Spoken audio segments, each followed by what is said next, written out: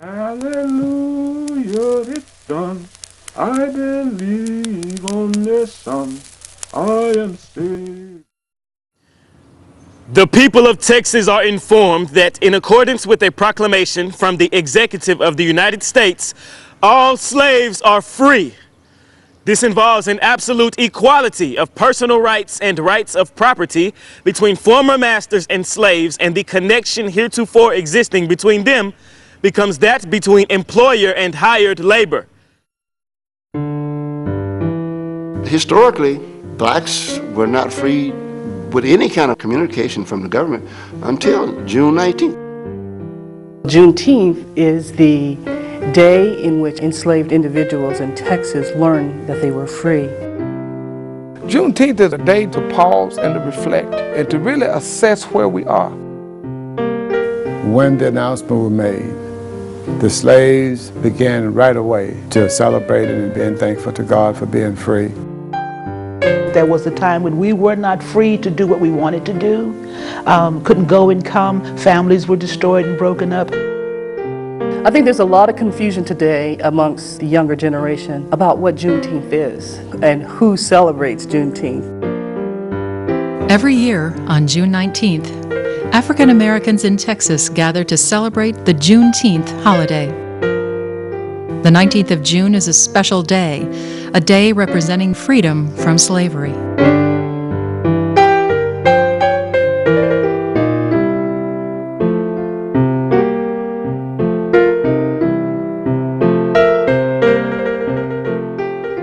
It all began in 1865 when Union soldiers led by Major General Gordon Granger landed at Galveston, Texas. There, Granger stood outside Ashton Villa and announced that the Civil War had ended and that the enslaved were now free. This was 2.5 years after President Abraham Lincoln issued his Emancipation Proclamation. Granger's general order would finally free the last 250,000 slaves whose bondage had been essentially unaffected by Lincoln's proclamation. Galveston was a very important place. It was like New York City. Galveston was a metropolis.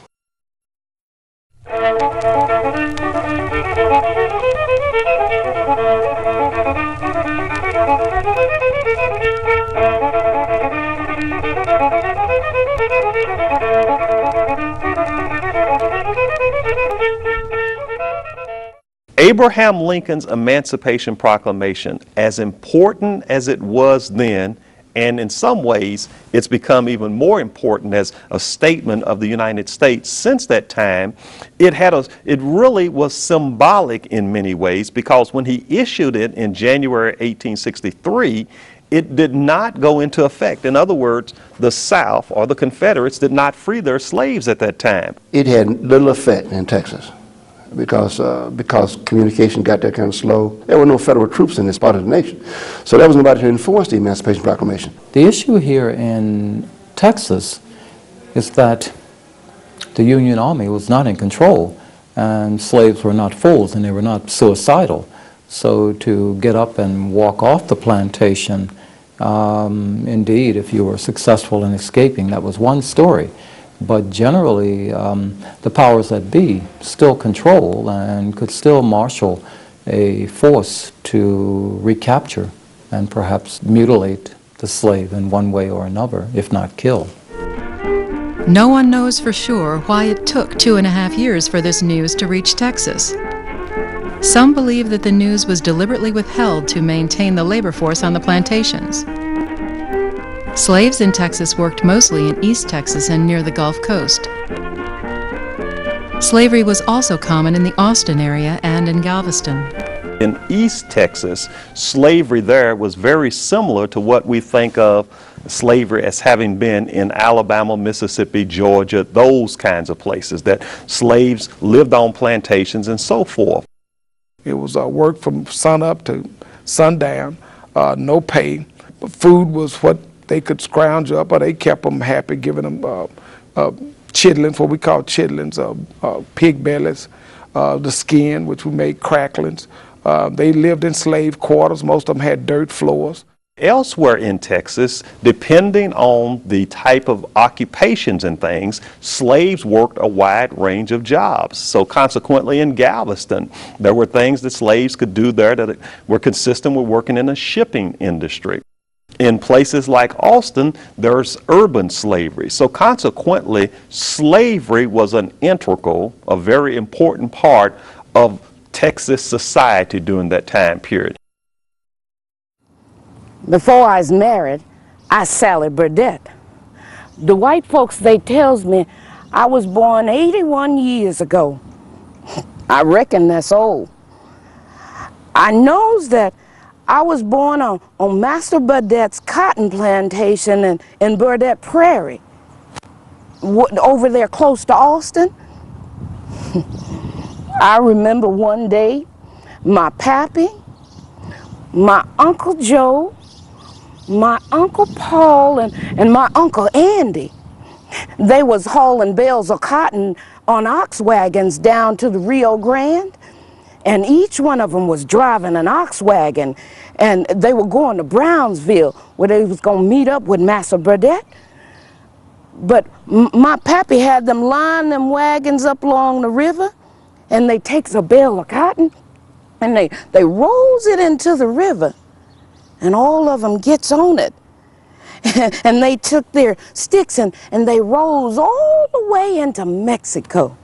You see, this was during the war. And my pappy, he came back after freedom, and he says that he gets along fine with Mexico. On June 19th, we was made free. And Master Burdette, he says that if we stay and we gather the crops, he's give each one of us a free eggnog. We's ain't never had no eggnog, and that sounds pretty good to us. So we stays and we gather the crops, but that eggnog made me sick. Yes, sir, June 19th. That's a day to remember. The reaction from the slaves to this profound news of their freedom ranged from pure shock to immediate jubilation. While many remained with their former masters, others left immediately excited with the thoughts of a new life. In some parts of the country, they wanted to use the slaves to continue farming and ranching and doing work for them as long as they could. And they just were blatant about saying, we're not going to give this up. Remember, they weren't allowed to read and write. They had no means of communication that was other than the grapevine, but they knew they were supposed to be free. And so in the southern states, on the eastern part of the southern part of the United States, those slaves, because of the federal troops who came into the area, they were liberated. Many of the newly freed slaves headed up north, thinking it represented true freedom. Others in Texas wanted to reach family members in the neighboring states of Louisiana, Arkansas, and Oklahoma. Settling into these new areas as free men and women brought on new realities and challenges. You had an array of reactions. Some slaves didn't know what to do. They wanted freedom, but where you gonna go? I mean, you already got a house, you got a little food there, got a few chickens running around, you got a little garden maybe in the back you can use, and you got this comfort zone. So when somebody tell you it's over, you know, okay, where am I going? They didn't know how to behave or act as freed men. Many were aged, and they knew that living on their own was going to be very difficult. Finding a job, food to eat every day, shelter when you got ill, who was going to take care of you? Before, when you were enslaved, if you had a good master, he would make sure that you were well because you were property. You were very valuable property. In Texas, the date, June 19th, became a day of celebration for the emancipated slaves and their descendants. Through the years, it was shortened to Juneteenth and became an Independence Day type of celebration. Juneteenth is about freedom. It's about freedom to come, freedom to go, freedom to celebrate, and freedom to not celebrate Juneteenth. And the freedom to forget, because in the beginning it was also important for the freedmen to remember. It was like the Negro Passover.